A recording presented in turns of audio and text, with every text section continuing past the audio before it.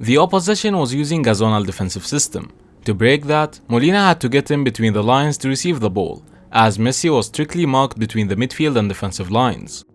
Once Molina received the ball and turned around, the zonal system started to break down. You can see how at that moment McAllister started moving forward. Now Molina passes the ball and goes for the overlap.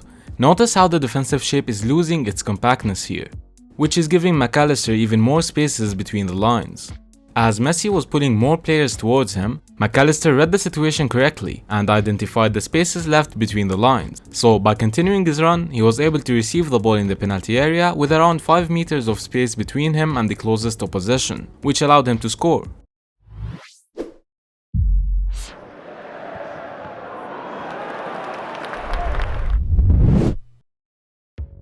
Hello there everyone, it is Mitsu here and welcome back to another video on my channel. Today we'll have an in-depth analysis of Alexis McAllister. Let's start with his off-the-ball movement. In that Argentina team, Messi was often going for those switches to the left-hand side of the pitch. By performing the forward runs that you can see on the screen, he was able to pull the attention of the defenders away from the wide players. You can see how effective that was, especially when the opposition was keeping a compact defensive line. Although the main aim of these forward runs was to grab some attention away from the left back for example, his movement also allowed him to be in a good position inside the box after the switch was played. Another important aspect of his game is his ability to identify any blindside runs opportunities. Notice how he changes his direction after Konate checks his shoulder here, allowing him to get in front of him inside the box. Similarly, whenever he has the ball between the midfield and defensive lines of the opposition, he would look to perform a forward run directly after passing the ball to offer a passing option inside the box. You can see how his high work rate is helping with his movement around the pitch, allowing him to create plenty of chances. It's good to note that this movement does not depend on him actually receiving the ball at the end of the play. His off-the-ball movement is also a key in how he plays a major role in the attacking transitions. In this example, you can see how he started the forward run directly after passing the ball. These forward runs are always directed towards the open space as you can see. In the meantime, he was able to raise his head up to look at Angel Di Maria on the left hand side of the pitch, and then go for this first touch pass to speed things up. Here again, another example where he uses the blindside run concept to move behind the defenders and ask for the ball inside the penalty area. Notice how he was moving out wide at first, when he started the forward run to widen the spaces between him and the defenders, and then he can move closer as the defenders are now focused on the ball. Moving to a defensive aspect of his game now, interceptions. Alexis McAllister's high work rate allows him to win plenty of balls back in the midfield. These interceptions can vary as you can see. Here he was applying the high pressure right after the opposition received the ball. In this example, he was able to win the second ball thanks to his positioning around the play. Notice how he tries to progress the attack to go for the counter as quickly as possible, going back to how he plays a major role in the transitions as I explained earlier. He also intercepts plenty of balls being the second man in the pressure. This is due to the fact that he did not have strict man-marking roles in either Argentina or Brighton, so he was able to apply this extra high pressure on the opposition. I've noted that he tries to convert these interceptions to passes most of the time, so he's not an aggressive tackler, he tries to depend on his prior reading of the game. Having the ability to move to some extent in the midfield is obviously another reason to why he gets such interceptions, where you can see that he applies the high pressure beforehand. You can also see how he's always the extra man, making use of the fact that the opposition is already bothered with one of his teammates. This will of course be affected by the team's tactic, but I wanted to emphasize on his ability to read the game properly.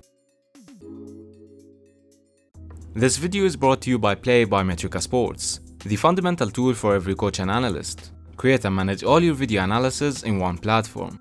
Use the coupon MITSUGR at the checkout for a 10% discount.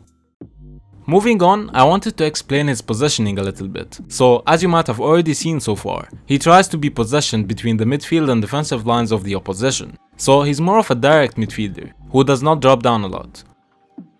I've also noticed that he prefers to have the ball in the half spaces, as you can see in these examples, whether he moves there and asks for the ball, or carries the ball forward to that position. Once he has the ball in the half spaces, he tries to play offensively as much as he can. whether by crossing the ball inside the box as you can see here, or going for direct shots like the ones we saw against France.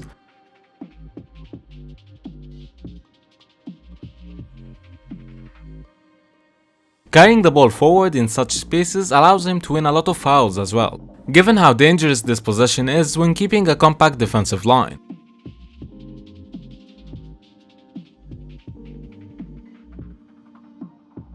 However, I should mention that he scored only 3 goals from outside the box so far with Brighton. This now allows us to discuss the midfield line breaks that he performs. As I said, he likes to be positioned between the midfield and defensive lines of the opposition. What really helps him here is his ability to carry the ball forward. So as you can see in these examples, he is able to carry the ball forward and move between the midfield and defensive lines. Something that allows him to perform what we discussed earlier, from forward runs for example, to the roles that he plays with the attacking transitions and counterattacks. Notice how he is able to keep the ball under his feet and move forward, giving his teammates enough time to be positioned correctly. And again, as I said earlier, this allows him to win plenty of fouls as well. Now again, how the attacking transitions are performed really depends on the team's tactic.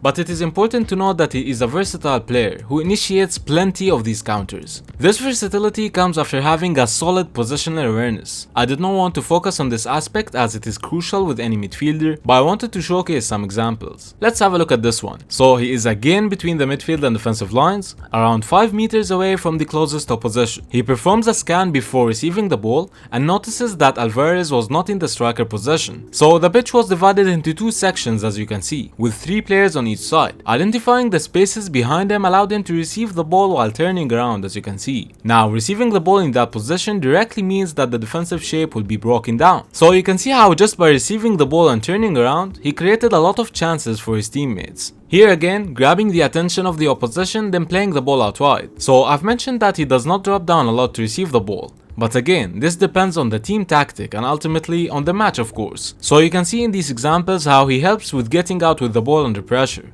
You can kind of start linking all the concepts discussed in this video so far together. So for example, he drops down, gets the ball, carries it forward and tries to go between the lines. Or identifies the spaces in the midfield and goes for a direct one-touch pass to switch the play.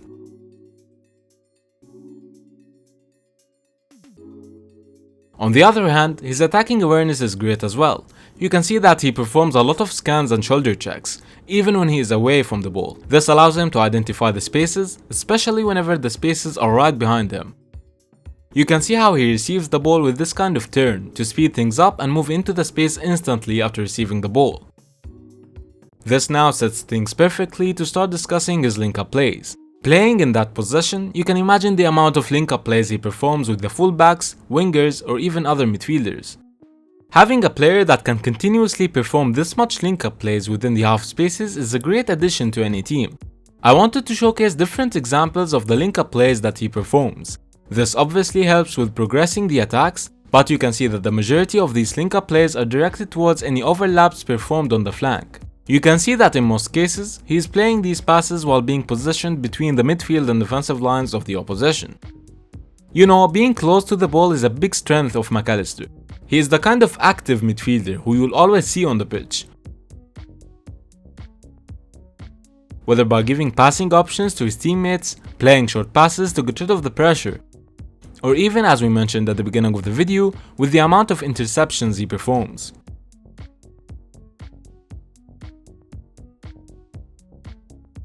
Now I wanted to discuss some points I noticed some room for improvement at.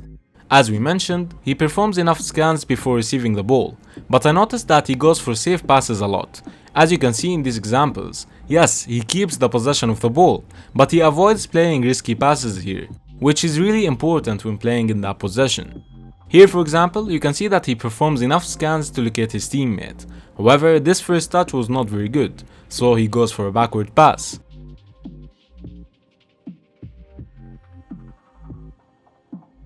The first touch is not the major reason behind this. You can see how in this example he had a decent forward passing option, but he went for the backward one. But again, his first touch here for example forced him to play the ball under pressure, resulting in this mispass. Before I end the video, I would like to encourage you guys to check out the Champions League final week content at the Ekkono Coaches Academy. Don't forget to use the code METRICA for extra discounts at the checkout. You can have a look at it from the link in the description. So that was it guys, I hope you've enjoyed the analysis. How much would you rate Alexis McAllister out of 10 though? Let me know in the comments down below. Anyway, thanks for watching and I'll see you guys in the next one.